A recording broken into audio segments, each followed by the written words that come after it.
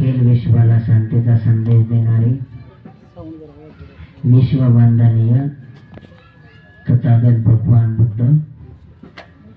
भगवान बुद्धाने दिलेला सद्धम्म आणि त्या सद्धम्माचा प्रचार आणि प्रसार करणारा भगवान बुद्ध निर्मिल भिक्खू संघ अशा 3 रत्नाला वंदन।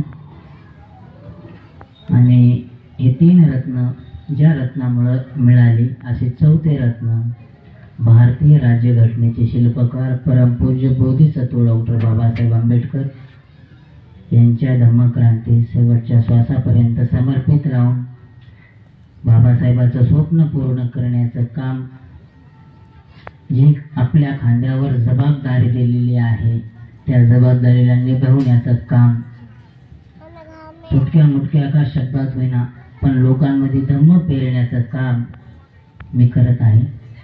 आणि ज्यांच्यामुळे परिवारचं जीवन मिळालं, एक आशा वस्त्राचं जीवन मिळालं असे गुरुवर्य पूजनीय बदंत पय्या बोधीजी महाथेरो यांच्या कार्यास व त्यागास त्रिवार वंदन।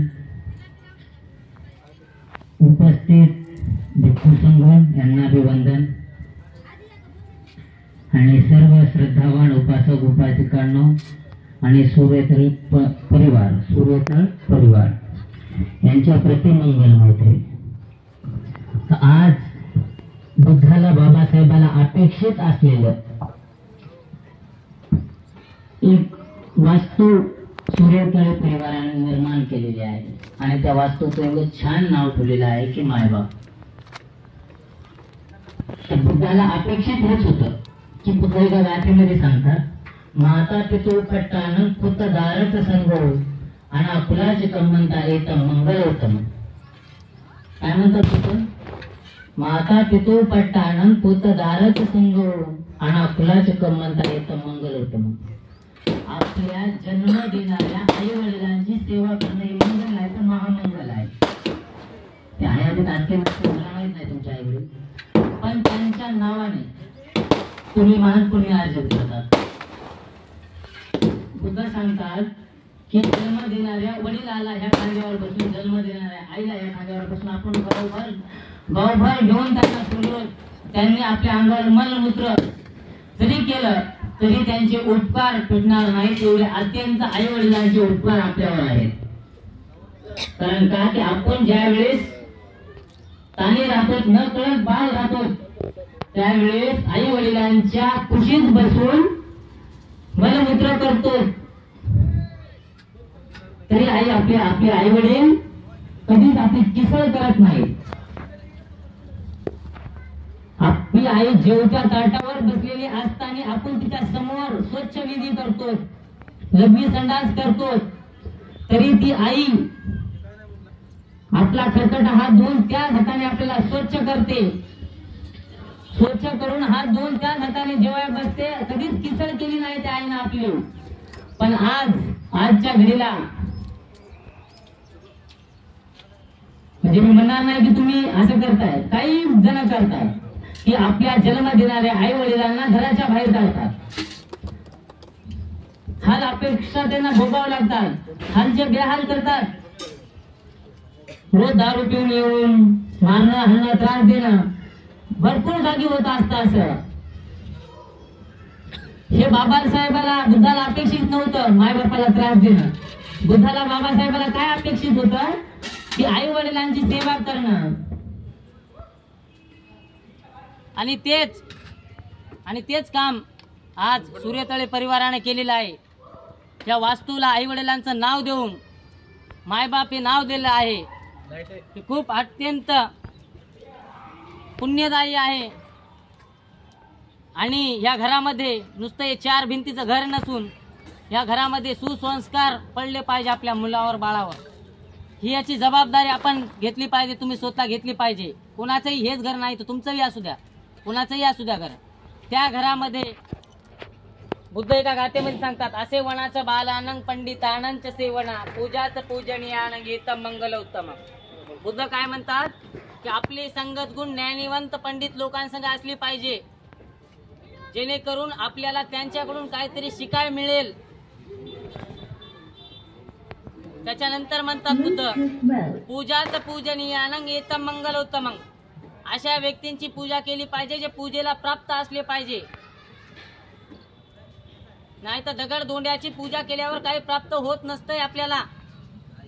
पण माता पिताची पूजा केली आणि ज्यांच्यामुळे मूलभूत गरजा मिळाल्यात, अन्न वस्त्र निवारा, ज्यांच्यामुळे 3 रत्न मिळाले, असे 4थे रत्न परमपूज्य बोधिसत्व डॉक्टर बाबासाहेब आंबेडकर यांच्या धम्मक्रांतीला समोर नेण्याचं काम आपण केलं पाहिजे. हॅलो हॅलो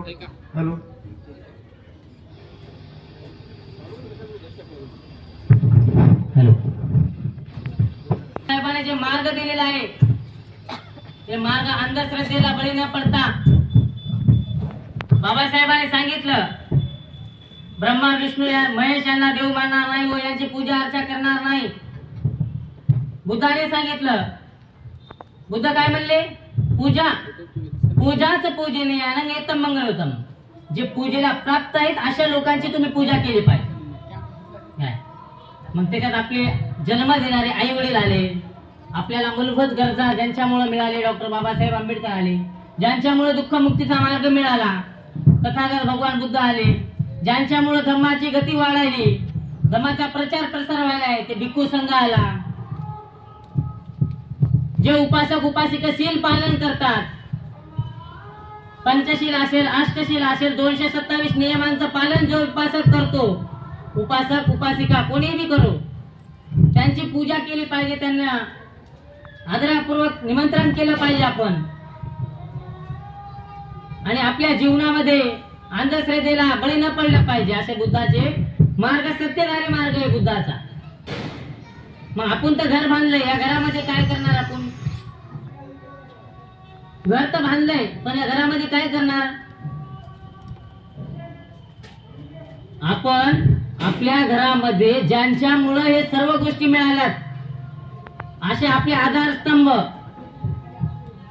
भारतीय राज्यघटनेचे शिल्पकार परमपूज्य बोधिसत्व डॉक्टर बाबासाहेब आंबेडकर यांना, बुद्धांना, भिक्खू संघाला, धम्माला वंदन केलं पाहिजे.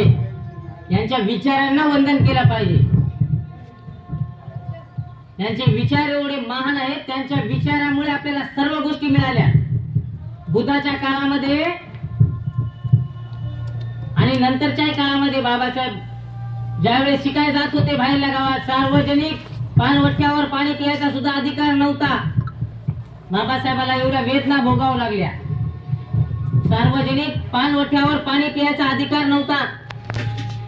आणि आपल्याला त्या बापामुळे आपल्याला आज सगळं काही मिळालेलं आहे. मग त्यांचे विचार आपण विसरता कामा नाही. त्यांच्या विचारांना पुढे नेण्याचं काम आपण केलं पाहिजे. आपल्या घरामध्ये काय केलं पाहिजे? जे बाबासाहेबांना बुद्धाला अपेक्षित होतं, आपले लेकरं बाळ घडविले पाहिजे त्या घरामध्ये. बुद्ध बाबासाहेबांना अपेक्षित असलेली वंदना झाली पाहिजे. बुद्ध बाबासाहेबांना अपेक्षित असलेले पूजेला प्राप्त असलेले लोक असे आपल्या घरामध्ये आणले पाहिजे. वंदना झाली पाहिजे. दान केलं पाहिजे. बुद्ध म्हणतात 3 गोष्टी केल्या पाहिजे: दान केलं पाहिजे, शील पालन केलं पाहिजे, आणि आपल्या शरीराच्या वेदना जाणून घेतल्या पाहिजे आपण, आणि दुःखमुक्तीच्या मार्गाच्या, निब्बाणाच्या मार्गावर चाललं पाहिजे.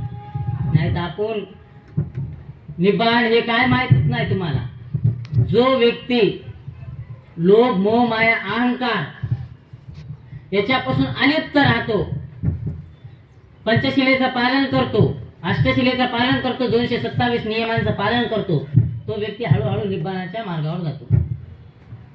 आपल्याला काय करायचंय? आपल्या घरामध्ये महिन्यातून 4 वेळेस उपवास धारण करायचा आहे. 8 शिलाचं पालन करायचं आहे. 8 शिलाचं करा, 5 शिलाचं करा. बुद्धाने जे धम्म दिलाय, बाबासाहेबांनी जे धम्म दिले आपल्याला, ते साक्षात्कारी आहे. म्हणजे सगळं काय सत्य आहे त्याच्यात, खोटा काहीच नाही त्याच्यात, अंधश्रद्धा काहीच नाही है ना.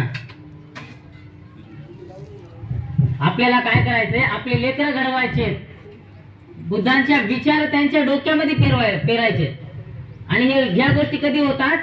जोपर्यंत माय बाप है ना, जन्म देणारे आई वडील सद्गतीच्या मार्गावर, म्हणजे चांगल्या रस्त्यावर जोपर्यंत चालणार नाही, त्यांचा मुलगा तोपर्यंत, मुलगा असो, तेव्हा चलत नाही. जेव्हा ते माय बापा चालतात त्यांच्या मागच तो चालतो. जर माय बापा काट्याच्या रस्त्याने चालत असले तर लेकरू बी त्यांच्या मागे काट्याच्याच रस्त्याला चालणार. एक मराठीमध्ये म्हण आहे, मायबाप माती जसे खापर मायबाप तसे लेकर. तसंच आहे, जे तुम्ही करणार ते तुमचे लेकर करणार.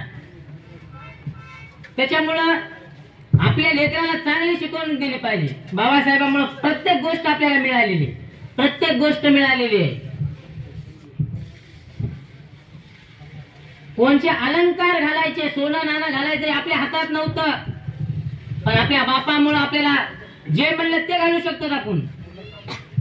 कोट्यावधी सोनं घालू शकतो आपण आपल्या अंगावर. हे सुद्धा अधिकार नव्हता, पण आपल्या बापामुळे आपल्याला मिळून दिलेला अधिकार आहे. बापाने खूप महान उपकार आहे. यांच्या उपकाराची जाणीव ठेवून आपण बाबासाहेबांच्या स्वप्न पूर्ण करण्याचं काम केलं पाहिजे. बाबासाहेबांना 14 ऑक्टोबर 1956 आपल्याला दीक्षा दिली. बाबासाहेबांनी पंचशिला सोबत 22 प्रतिज्ञा सुद्धा दिल्या की माझा समाज इकडे तिकडे भटकू नये म्हणून. तरी बी आपला समाज आज भटकतच आहे. हे घर बांधलं, या घरामध्ये आपण काय केलं पाहिजे? आपल्या लेकरांना चांगली शिकवण दिली पाहिजे. बाबासाहेबांना दिलेल्या 22 प्रतिज्ञांचं पालन केलं पाहिजे. बुद्धाने दिलेल्या पंचशिला, अष्टशिला, 247 नियमाचं पालन झालं पाहिजे आपल्याला. आणि ते बोध जाणून घेतला पाहिजे. कोणत्याही गोष्टी काळजी न केली पाहिजे. दुःख आलं सुख आलं तरी बी आपण खचलं नाही पाहिजे. प्रत्येकाच्या वाटेला बुद्ध म्हणतात दुःख सुख, हिंसा प्रशंसा, सुख दुःख, लाभ आणि यश अपयश येत आहे. पण या सुखा दुःखाच्या चढ उताराच्या कालावधीमध्ये आपलं चित्त स्थिर असलं पाहिजे.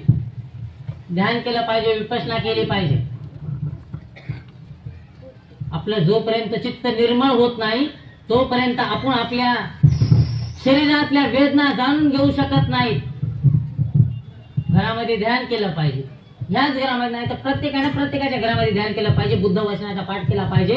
कारण का की आपल्या घरामधले जे आपण बोललेले वाईट शब्द, आपल्या मुखातून बोललेले वाईट शब्द, रागाचे शिवीगाळीचे शब्द, हे मिटून तिथं चांगलं उत्पन्न होईल. जसं आपण फोनवर बोललं तर इथून दिल्लीला सुद्धा जाते शब्द, पण शब्द दिसत नाहीत. त्याचे तरंग राहतात पण त्याचे शब्द काय दिसत नाहीत. तसं आपण जे वंदना करतो, परिधान पाठ करतो, त्रिशरण पंचशील ग्रहण करतो, त्याचे तरंग त्या जागेवर राहतात पण त्याचे शब्द कधी दिसत नाहीत गेलेले, पण त्याचे तरंग राहतात. हे तरंग निर्माण करण्याचं काम आपण आपल्या मुखातून केलं पाहिजे. बुद्धाने जे मार्ग सांगितलेला, अंधश्रद्धेला बळी पडूच नका, बाबासाहेबांनी ते सांगितले आपल्याला. कारण का की सगळं बुद्धाचंच आहे. काय सगळं बुद्धाचं आहे, म्हणून अंधश्रद्धेला बळी पडू नका. एवढा महान धम्म आपल्याला दिलेला आहे बाबासाहेबांना. आणि ज्या बापामुळे मूलभूत गरजा आपण उचलायलो सगळ्या, त्या बापाच्या विचारांना तरी विसरू नका. खूप महान विचार त्यांचे आहेत. अत्यंत परिश्रमातून बाबासाहेबांनी आपल्याला सर्व काही मिळवून दिलेलं आहे. नाही तर बाबासाहेब बी म्हणू शकले असते, जसं आपण कधी कधी म्हणतो की धार्मिक कार्यक्रम कधी असतो, आपण म्हणतो काय करायचंय, जरा पैसे घ्या, जा तिकडे जाऊ द्या. नाही, श्रमदान केलं पाहिजे. आपण आपल्या स्वेच्छेने श्रमदान केलं पाहिजे, मदत केली पाहिजे धम्मकार्यासाठी. बुद्धाच्या काळामध्ये एक ब्राह्मण होता, वेलाम नावाचा ब्राह्मण होता. 84,000 सोन्याचे ताट पंचपक्वानाने भरलेले, सगळ्या जम्बूद्वीपातल्या लोकांना 3 टाइम ते भोजन द्यायचा. किती? 3 टाइम. पंचपक्वान सोन्याने भरलेल्या ताटात, सोन्याचं ताट 84,000, सकाळ संध्याकाळ दुपार. जम्बूद्वीपातल्या सगळ्या लोकांना दान द्यायचं. ते खूप श्रेष्ठ धनवान होता. तो एक दिवस बुद्धाकडे आला आणि बुद्धाला म्हणतोय, ब्राह्मण की मी दान करतोय, सगळं काही करतोय, पण मला पाहिजे ते म्हणजे मला गोष्टी मिळतच नाहीत, माझ्या इच्छा पूर्ण होतच नाहीत. बुद्ध म्हणतात तू अपेक्षा बाळगून मनामध्ये अपेक्षा बाळगून तू दान करत आहेस. निस्वार्थपणाने दान कर, तुला सर्व काय मिळत आहे. आणि बुद्ध त्याला म्हणतात, तू जे दान करतो 84,000 लोकांना, म्हणजे जम्बूद्वीपातल्या लोकांना 84,000 सोन्याचे ताट पंचपक्वानाने भरून तू दान करतोस. जसं आज सुरेतळी परिवाराने भिक्खू संघांना बोलून भोजन दान, आर्थिक दान, चिवर दान दिले, मान सन्मान आदर केलेला आहे. तसं बुद्ध त्याला म्हणतात की तू या जम्बूद्वीपातील लोकांना दिलेलं दान जेवढं श्रेष्ठ ठरत नाही, तेवढं एका श्रोतापन्न दिलेला दान श्रेष्ठ ठरतो. श्रोतापन्न कोण? तो शिलाचं पालन करतो, दुःख मुक्तीच्या मार्गावर चालतो आणि ते बोध जाणून घेतो, तो हे महान पुण्य आहे म्हणतात बुद्ध. त्याच्यानंतर काय सांगितलं बुद्धाने? 100 श्रोतापन्नांना दिलेलं दान जेवढं श्रेष्ठ ठरत नाही, तेवढं एका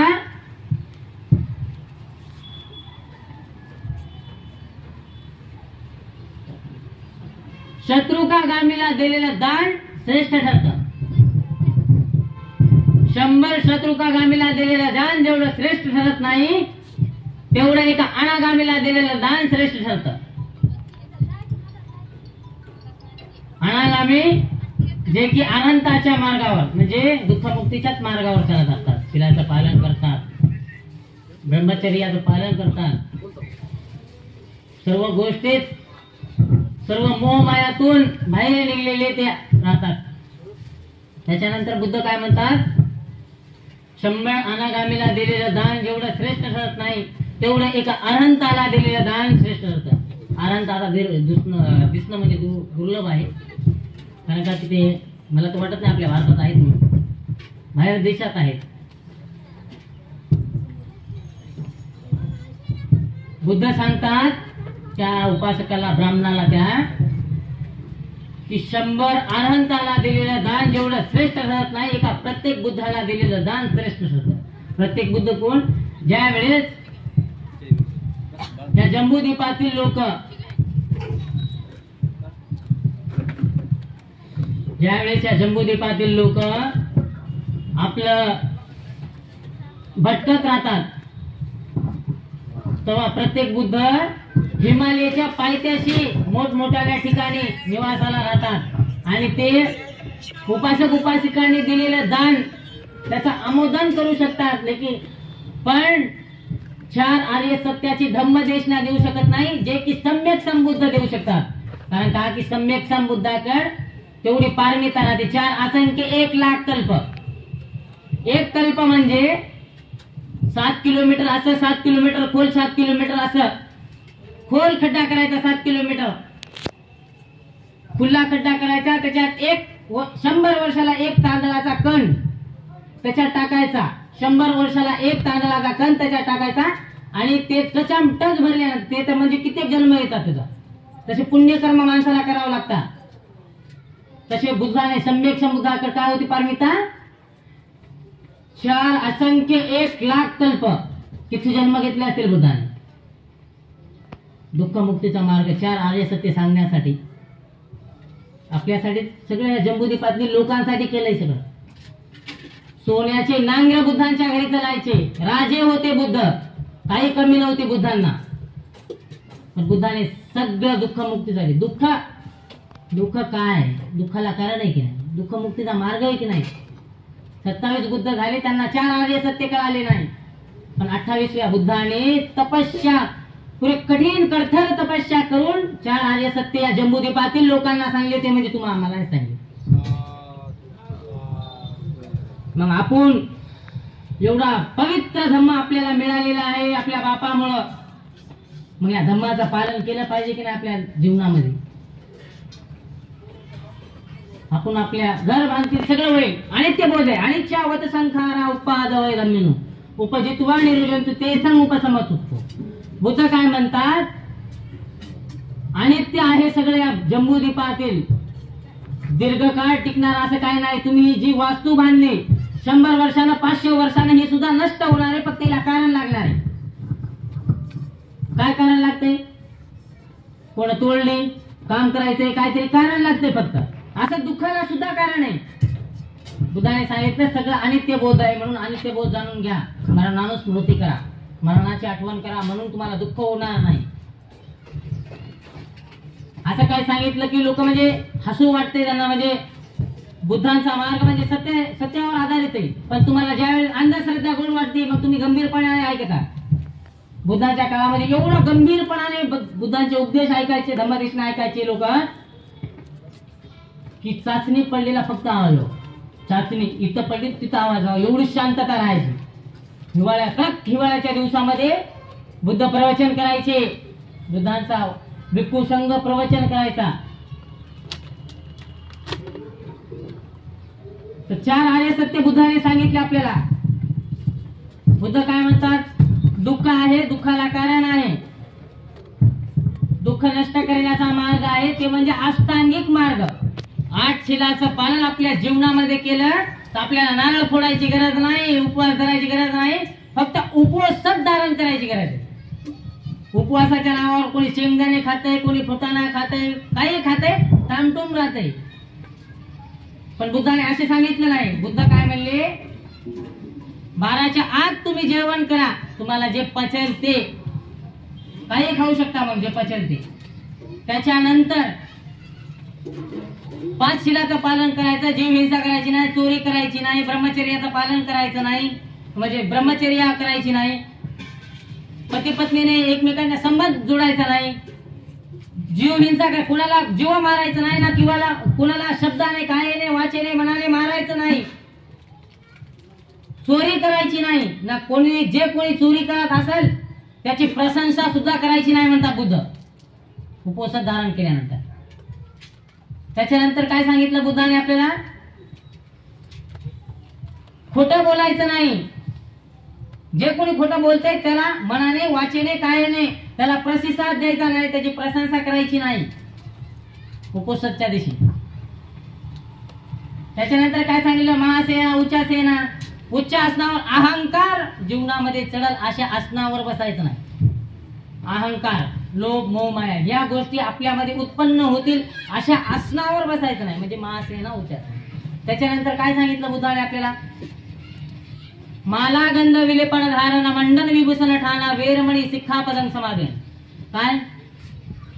अलंकार. त्यानं बी अहंकार चढतो माणसाला. असं करते माणूस, अंगी असले की असं करते की नाही? समजा तुमच्या पोतीत असले असं करते माणूस, करते की नाही? त्यानं बी अहंकार चढते माणसामध्ये. मग असं बुद्धाने सांगितलंय, अहंकार माणसाला आतमधून मारत असते. अहंकारी माणसाजवळ कोणी येतच नाही. लय अहंकारी नको म्हणते,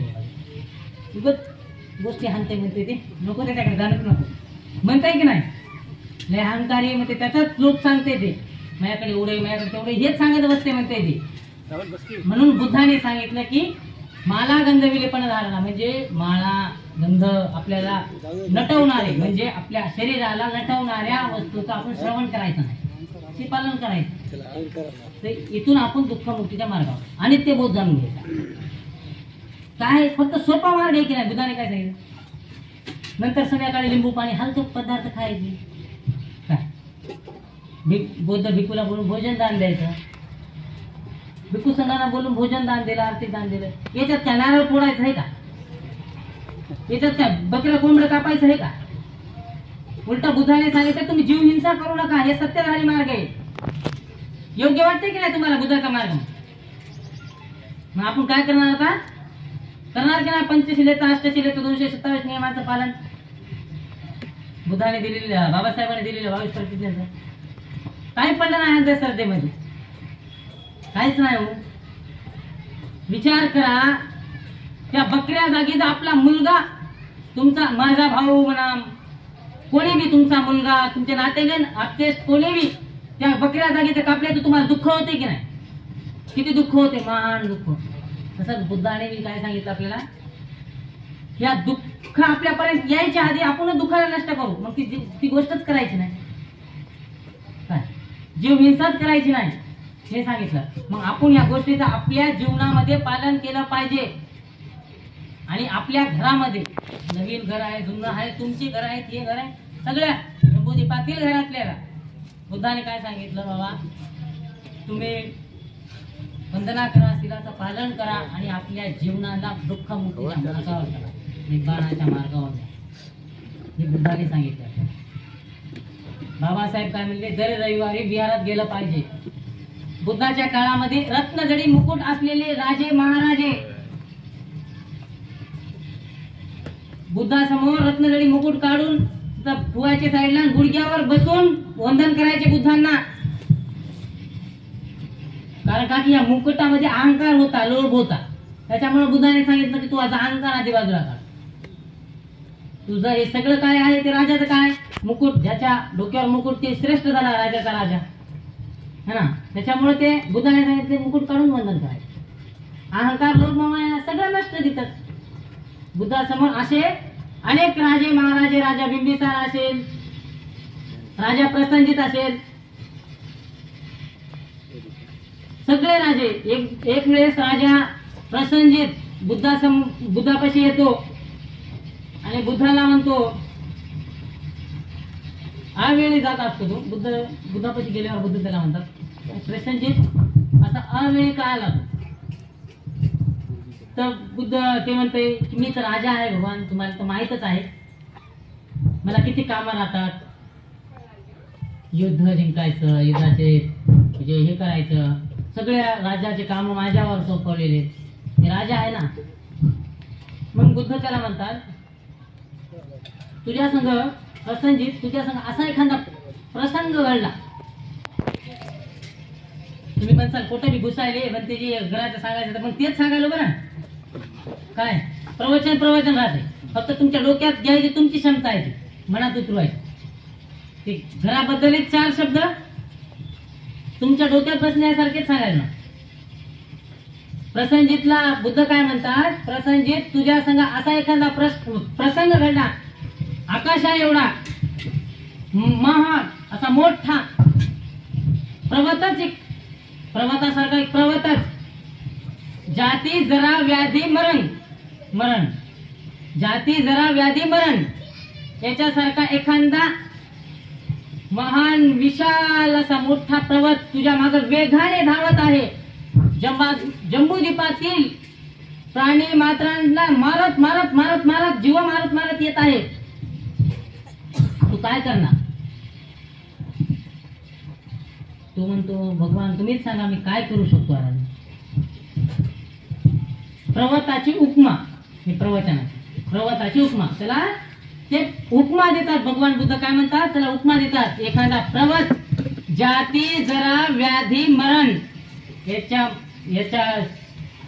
याच्यामध्ये एक पर्वत, याला जुळून असलेला एक पर्वत तुझ्या वेगाने तुझ्या दिशेने धावत आहे. या जम्बूद्वीपातील पाण्याच्या वरचा, अनेक पायाचा, बगर पायाचा, 2 पायाचा, 4 पायाचा सर्वांना मारत येत आहे. तर तू त्या टायमात काय करणार? तुम्हीच सांगा. तर ते बुद्ध त्याला म्हणतात, अशा टायमामध्ये आपलं चित्त निर्मळ करून आपल्या चित्ताला बुद्ध धम्म संघ या 3 रत्नामध्ये, या 3 रत्नाला आपल्या जीवनामध्ये समर्पित उतरून टाकायचंय. त्याच्यानंतर काय करायचंय की या बुद्ध धम्म संघ या 3 रत्नाला आपल्या जीवनामध्ये उतरवायचंय आणि पंचशिलेचं, अष्टशिलेचं पालन करायचंय. जाती जरा म्हणजे काय? बुद्धाने सांगितले, जाती विदुखा म्हणजे मुळात जन्म होणं दुःख आहे. त्याच्यानंतर काय सांगितले बुद्धाने? व्याधी जरा बी म्हातारपण येणं सुद्धा दुःख आहे. त्याच्यानंतर काय म्हणतात बुद्ध? व्याधी विदुखा, शरीरात रोग व्याधी उत्पन्न होणं सुद्धा दुःख आहे. त्याच्यानंतर काय सांगतात बुद्ध? अप्रिय ही संपयोग दुःखो, अप्रिय व्यक्तीचा आपल्या आयुष्यामध्ये संपर्क होणं सुद्धा दुःख आहे. त्याच्यानंतर काय सांगतात बुद्ध? प्रिय ही विपयोग दुःखो, आपल्या प्रिय व्यक्तीचा वियोग होणं सुद्धा दुःख आहे.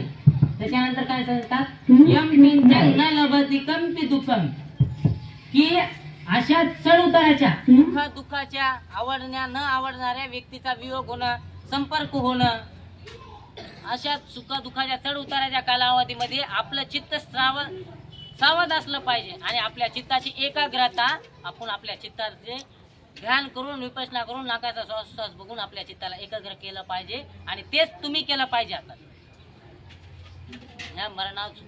या जन्म मरणाच्या बाहेर पडून बुद्धाने काय सांगितले आपल्याला, याची काळजी करू नका, याची काळजी करू नका, फक्त पंचशिलेचं पालन करा, अष्टशिलेचं पालन करा. याच्यावर तुम्हाला मंगल नाही तर महामंगल आहे. आई वडिलांची सेवा करा, ज्ञानीमत पंडितांसंग संगत ठेवा, पूजा तर पूजेने पूजा जे पूजेला प्राप्त आहेत अशा लोकांची पूजा करा. आपल्या घरामध्ये तेच झालं पाहिजे एवढीच अपेक्षा बाळगतो. बाबासाहेबांनी दिलेल्या धम्मक्रांतीचं काम पुढे नेण्याचं काम आपण केलं पाहिजे एवढीच अपेक्षा बाळगतो. इथे थांबतो. सर्वांचं मंगल हो, कल्याण हो. साधू